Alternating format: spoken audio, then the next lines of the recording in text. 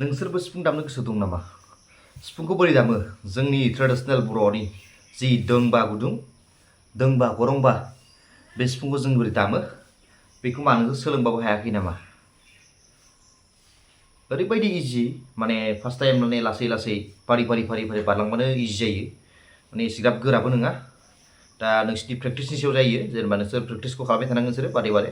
जेब्लायबो हायोबा सानफ्रामबो खालामनो नाजा दा नायदो नै सिफुङा बेखौ जोंनि बर'नि जोंनि दोंबा गुदुं गरंबा दा बोरै दामो आं बेखौ फोरोंलांसै नोंसोर जास्ट ट्राइनि थाखायनो लांबानो जाबाय फार्स्टआवनो जों ओरै सा जों सायाव नै हमो नै माने जों फार्स्ट नैखौ हगारना लायो आरो सायाव बे सा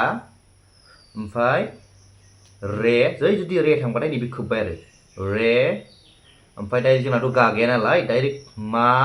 ओमफ्राय फा ओमफ्राय दा ओमफ्राय जोंनाथ' नि गैया नालाय डाइरेक्ट सा निखौ बारना डाइरेक्ट सा साबाथाय खोबफिनदोलाय नोङो सा फिसा जास्ट बिनि सुनाया फिसा जागोन आरो दा बिदि जाबाय दा आं दामना खिथानोसै नायलांदो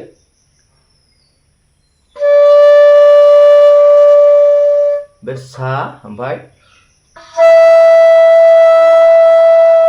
रे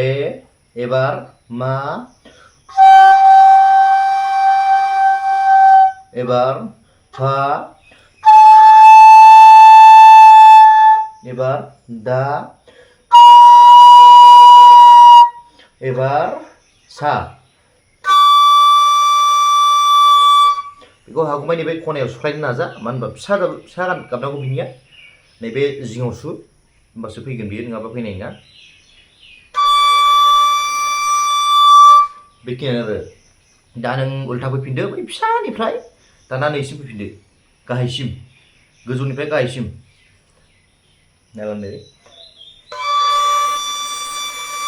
ओमफ्राय डाइरेक्ट दा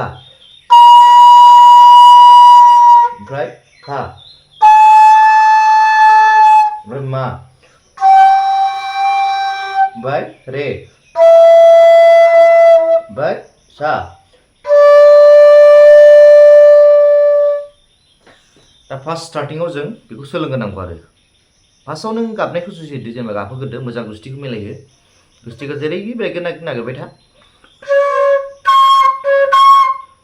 जायागौमानि नों बेखौ मिलायहोग्रोबाथाय जेनेबा आखाइखौ खुथ'नाङा आखाइखौबो माने मिलायनो नागिरा नालाय बिनि थाखाय नोङो ओरैनो सुग्रोबानो जाबाय ओमफ्राय उनाव आस्ते नों आखाइखौबो हमलांदो ओमफ्राय